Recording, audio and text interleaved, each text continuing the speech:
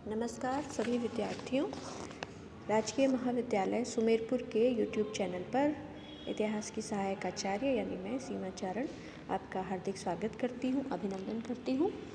बच्चों, ये वीडियो तृतीय वर्ष के लिए बनाया गया है, सेकंड पेपर के लिए, जिसमें राजस्थान के इतिहास के कुछ विषयों को छुआ गया है। कुछ पहलुओं पर हमें जानकारी प्राप्त करनी है और उस जानकारी के साथ साथ जब आपके इतिहास में राजस्थान, जिस प्रदेश से आप रहते हैं, उसके इतिहास की जानकारी है, तो इसका मूल उद्देश्य होता है कि अपने प्रदेश के प्रति प्रेम की भावना और गौरव की भावना का विकास हो।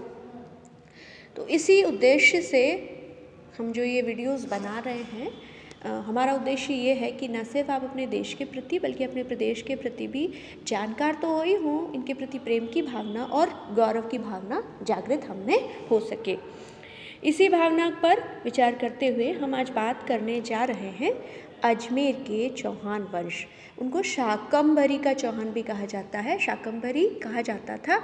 सपादलक्ष उस समय सांभर झील जो आज की है उसके आसपास के जो गांव थे, उस एरिया को सपादलक्ष, शाकंभरी आदि नामों से जाना जाता था। तो चौहानों की जिस शाखा ने यहाँ पर आकर के शासन किया वो शाकंभरी के चौहान कहलाए। इस वंश के प्रारंभिक इतिहास के बारे में हम किसी दिन और चर्चा करेंगे। आज हमारा जो है टॉपिक मेन है अर्णोराज चौहान का।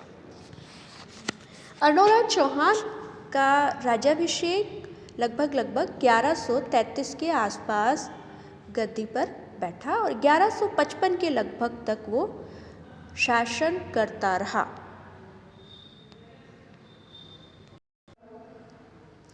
अजमेर संग्रहालय में एक प्रशस्ति रखी गई है जो कि अब काफ़ी जीर्ण शीर्ण हो चुकी है, टूट चुकी है। इनमें चौहानों के वंशावली की जानकारी दी गई है। उसकी प्रशस्ति से हमें ये पता चलता है कि तुर्क जो आक्रमणकारी थे वो अजमेर तक आ गए थे अपने साम्राज्य विस्तार की अभिलाषा को मूर्त रूप देने के लिए। उनको अर्णोराज ने पराजित किया और उनकी इस महत्वाकांक्षा को चूर चूर कर दिया। इसके अलावा उस समय उसके समकालीन मालवा का शासक था, मालवा एमपी में, और कोटा बूंदी का भी एरिया हम उसी में मानते हैं। ये जो एरिया था इसके नरवर्मन को उसने पराजित किया। इस तरह से अपनी विजय पताका को सिंधु और सरस्वती नदी के प्रदेशों तक ले जा करके अपनी वंश परंपरा जो है उसकी इम्पोर्टेंस को बढ़ाया और कहीं ना कहीं पृथ्वीराज चौहान, जो कि हम अंतिम महान हिंदू शासक कहते हैं, उसकी उपलब्धियों में एक व्यक्ति की कभी उपलब्धि नहीं होती। उसको जो साम्राज्य मिलता है पुरखों से, उसी को वो सहेजता है और आगे बढ़ाता है। तो बेसिक जो विजयों के लिए आधार प्रदान करने का काम है, ये एक नहीं कई पीढ़ियों से चला आ रहा था। सिंधु सरस्वती नदी के प्रदेशों तक इसने अपने साम्राज्य को फैलाया। हरितानक देश का अभियान कर उसने अपनी पैतृक जो विजय भावनाएं थी उसके प्रति कटिबद्धता दिखाई। इसके अलावा इन विजयों से उसने पंजाब का जो पूर्वी इलाका है उसको जीता और संयुक्त प्रांत के पश्चिमी भाग, यूपी के जो पश्चिमी भाग थे, उनको भी अपने साम्राज्य में सम्मिलित कर दिया। इस तरह से वो काफ़ी एक महत्वाकांक्षी शासक साबित हुआ, जो अजमेर के आसपास का इलाका था उससे विजित करता हुआ न सिर्फ मालवा के शासक को पराजित किया बल्कि अपने साम्राज्य को राजस्थान के बाहर पूर्वी पंजाब तक, उत्तर प्रदेश तक लेकर के गए। और जब साम्राज्यवादी शासक हुआ करते हैं तो इनमें आपस में हमेशा टकराव की स्थिति कई बार बनी रहती है। तो इस टकराव की स्थिति में हम इसके आसपास के राज्यों पर बात कर रहे हैं। मालवा के शासक को तो इसने पराजित कर दिया, लेकिन उस समय गुजरात में चालुक्य वंश का शासन था और चालुक्य काफ़ी शक्तिशाली हो गए थे। गुजरात के रेवेन्यू से पैसा कमा करके, अच्छी सेना स्थापित करके अपने साम्राज्य को स्थिर करने के बाद उन लोगों ने अपने साम्राज्य विस्तार की सोची। तो अपने आस पड़ोस के इलाकों को जीतने के उद्देश्य से ही इन दोनों के बीच युद्ध हुआ। पहला युद्ध हुआ 1134 के आसपास। उस वक्त जो जयसिंह सिद्धराज था उसने अजमेर पर हमला किया, लेकिन उसका ये आक्रमण अर्णोराज ने विफल कर दिया और अंत में ऐसा हुआ कि दोनों के बीच में संधि हो गई और जो चालुक्य नरेश था जयसिंह सिद्धराज, उसने अपनी पुत्री कांचन देवी का विवाह अर्णोराज के साथ कर दिया। इस तरह से ये स्थिति जो थी दोनों राज्यों के बीच में विवाद की, वो एक तरह से मैत्रीपूर्ण संबंध में बदल गई। अब क्योंकि दोनों के बीच में मैत्रीपूर्ण संबंध है तो चौहानों को एक अच्छा मित्र, एक अच्छा रिश्तेदार और अच्छा पड़ोसी उपलब्ध हो गया था। अब ये संघर्ष कुछ समय के लिए ठप तो हो गया, लेकिन जयसिंह के बाद उसका पुत्र कुमारपाल शासक बना। 1142 के आसपास फिर से इनके दोनों के बीच में युद्ध छिड़ गया। अब इस युद्ध के कारण समकालीन पुस्तकों में अलग अलग दिए गए हैं। हेमचंद की पुस्तक है द्वयाश्रय महाकाव्य। इसने अर्णोराज को दोषी ठहराया है। हमें ये सोचना चाहिए कि हेमचंद्र जो है कुमारपाल का आश्रित कवि था, तो अपने हो सकता है कि अपने आश्रयदाता, अपने संरक्षक को अच्छा दिखाने के लिए, उसके दोषों को कम बताने के लिए उसने अर्णोराज पर सारा दोष डाला है। वो कह रहे हैं कि अर्णोराज ने ही कुमारपाल के जो विरोधी थे उनको मिलकर के गुजरात पर धावा बोल दिया। मेरुतुंग की पुस्तक है प्रबंध चिंतामणि। उसमें युद्ध के कारण में बताया गया है कि अर्णोराज आक्रामक था, उसने गुजरात के सामंतों में फूट डाल दी और कुमारपाल की स्थिति को गंभीर बना दिया। इसके ये तो आए गुजरात के जो इतिहासकार थे। उसके बाद में जयसिंह सूरी, जिनमंडन, चरित्र सुंदर और प्रबंध कोश का लेखक, इन सारी पुस्तकों का लेखक जयसिंह सूरी था। वो कुछ और ही कारण बताता है। उसका कारण सुनो। उसका कहना था कि अर्णोराज और उसकी पत्नी कुमारपाल की जो बहन थी, उन दोनों में चौपड़ जब खेल रहे थे तो उस दौरान कुछ मजाक में एक दूसरे के वंश की वो लोग निंदा करने लगे। और जब आप किसी की निंदा करोगे, किसी के परिवार की, वंश की निंदा करोगे, तो ये हास्य विनोद क्या होगा, दुश्मनी में बदल जाएगा। इसी कारण कुमारपाल ने आक्रमण कर दिया। अब इस कथानक में सत्य कम है कि कुमारपाल की बहन जो है वो कांचन देवी थी, ना कि देवल देवी, जो कि अर्णोराज से ब्याही गई थी।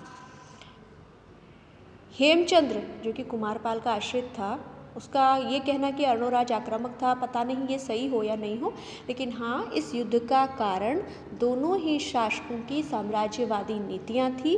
दोनों ही शासक विस्तारवादी थे, अपने साम्राज्य को बढ़ाना चाहते थे। राजनीति ही इस युद्ध का प्रमुख कारण था। तो जयसिंह के बाद जो बखेड़े हुए अर्णोराज ने जो है चालुक्यों की राजनीति में भाग लिया हो, उसको लगा हो कि कुमारपाल की स्थिति कमज़ोर है, इसका फ़ायदा उसने शायद उठाना चाहा। जब युद्ध की संभावना टाली नहीं जा सकी तो अर्णोराज गुजरात की तरफ गया, लेकिन कुमारपाल ने उसे अबू के पास परास्त कर दिया। शायद चालुक्यों की सेना अजमेर तक आ पहुंची थी, लेकिन अजमेर के दुर्ग की जो अभेद्य दीवारें हैं उनको वो भेद नहीं पाए और हताश होकर के लौटना पड़ा। दोबारा अर्णोराज ने अपनी विफलता का बदला लेने के लिए योजना बनाई। फिर वापस हो की वो परिणति हुई, चालुक्य जीत गए, अजमेर तक आ गए। इस बार अर्णोराज की बहुत हार हुई, लेकिन कुमारपाल ने यहाँ थोड़ा विशाल हृदय रखते हुए दोनों के बीच में संधि कर दी। अपनी बहन जलहन का, अपनी पुत्री जलहन का विवाह उसके साथ कर दिया। अब कई स्रोत इसको बताते हैं, कई स्रोत नहीं बताते हैं। हाथी घोड़े उपहार के रूप में विदा करना पड़ा। इस तरह से अर्णोराज की प्रतिष्ठा काफ़ी हानि हुई थी। 2 बार वो पराजित हो गया गुजरात से, लेकिन फिर भी टाइम रहते उसने संधि कर दी, जिसके कारण उसके राज्य की सीमा यथावत बनी रही। इस वजह से अर्णोराज की प्रतिष्ठा तो गिरी ही, कुमारपाल का आतंक भी राजस्थान पर छा गया। अब बच्चों, ये तो थी जयसिंह सिद्धराज और उसके बेटे का अर्णोराज से संघर्ष, अर्णोराज का मालवा से संघर्ष, पंजाब के शासकों के संघर्ष। अब हम बात करने जा रहे हैं अर्णोराज की सांस्कृतिक उपलब्धियों के बारे में। वैसे व्यक्तिगत जीवन में अर्णोराज शैव धर्म को मानने वाला था, अर्थात शिव जो है उसके लिए सर्वोपरि देवता थे, लेकिन अन्य जो धर्मावलंबी थे उनके प्रति उसमें कोई द्वेष की भावना नहीं थी, उसमें धार्मिक सहिष्णुता पाई गई थी। अजमेर में खरतरगच्छ के अनुयायियों के लिए उसने भूमि दान दिया, जो जैन धर्म है उनके लोगों के लिए। इसके अलावा पुष्कर में वराह मंदिर का निर्माण करवाया। ये पुष्कर के वराह मंदिर में वराह का जो रूप है, जो कि विष्णु का एक रूप माना जाता है, इसका निर्माण करवाया। बाद में इसका जीर्णोद्धार भी करवाया गया और अब ये मंदिर जो है, इसकी जो मूर्तियां हैं वराह की, वो जहांगीर ने बाद में तालाब में फिकवा दी थी, इसलिए मूर्तियां अब ये नहीं मिला करती है। इसके अलावा अजमेर के लोग आना सागर झील, जो कि अजमेर में पानी की सप्लाई बाधित ना हो, पानी का प्रबंध अच्छे से हो रखे, उसके लिए उसने अजमेर में आना सागर झील का निर्माण करवाया था। इसके कारण अजमेर के लोग उसको ज़्यादा जानते हैं। इस झील के बारे में राजस्थान के जीके के हिसाब से थोड़ी सी जानकारी एक्स्ट्रा दे दूँ। ये 2 पहाड़ है, नाग पहाड़ और तारागढ़, इनके बीच में स्थित है। कहते हैं कि तुर्कों की सेना को जब परास्त कर दिया तो उनके खून से धरती मैली हो गई थी। उसको साफ करने के लिए चंद्रा नदी के जल को रोका और 1137 में इस झील का निर्माण करवाया। आज अगर आप झील पे जाओ तो इसके पास में ही जहांगीर ने एक बाग बनवाया। उस वक्त उसको शाही बाग या दौलत बाग कहा जाता था, आज सुभाष उद्यान कहा जाता है। इसी सुभाष उद्यान में नूरजहाँ की जो माँ थी अस्मत बेगम, उसने इत्र यानी परफ्यूम, जो कि आज तो आप सब लोग उससे परिचित हो, अस्मत बेगम ने यहीं पर इत्र का आविष्कार किया था गुलाब से। इस झील के किनारे जहांगीर के पुत्र शाहजहाँ ने 5 बारादरी का निर्माण करवाया था। चित्र में आप बारादरियाँ देख ही रहे हो। इस तरह से अर्णोराज चौहान, जो कि अजमेर शाकंभरी के चौहानों के शासक वंश का शायद सबसे प्रतापी शासक ना माना जाए, लेकिन फिर भी उसे हम एक सफल शासक के रूप में याद करते हैं। हालांकि गुजरात से जो हमले हुए उसको मुँह की खानी पड़ी, लेकिन समय रहते उसने बुद्धिमत्ता से काम लिया और अपने पड़ोसी देशों से संधि कर ली, उनसे वैवाहिक संबंध स्थापित कर लिए, जिसके कारण बाद में दोनों पड़ोसी साम्राज्यवादी महत्वाकांक्षी शासकों के रिश्ते नॉर्मल हो गए। दूसरी चीज़, मालवा के शासक को पराजित किया और उसकी जो सबसे बड़ी विजय मानी जाती है वो है तुर्क आक्रमणकारियों को अजमेर से रक्षा करना। ये उसकी सबसे बड़ी उपलब्धि मानी जाती है। सांस्कृतिक क्षेत्र में पुष्कर के वराह मंदिर और अजमेर में आना सागर झील का निर्माण, जिसके लिए आज भी अर्णोराज को अजमेर के निवासी याद किया करते थे। बच्चों, ये था अजमेर का शासक, शाकंभरी के चौहान वंश का शासक अर्णोराज चौहान। उम्मीद कर रही हूँ कि इस शासक के बारे में जानने के बाद न सिर्फ इस शासक के प्रति, बल्कि प्राचीन राजस्थान में, मध्यकालीन राजस्थान में जो शासक हुए, जिन्होंने जन कल्याण के कार्य किए, उनके प्रति आपके मन में एक प्रेम की, स्नेह की, सम्मान की भावना ज़रूर विकसित हुई होगी। धन्यवाद।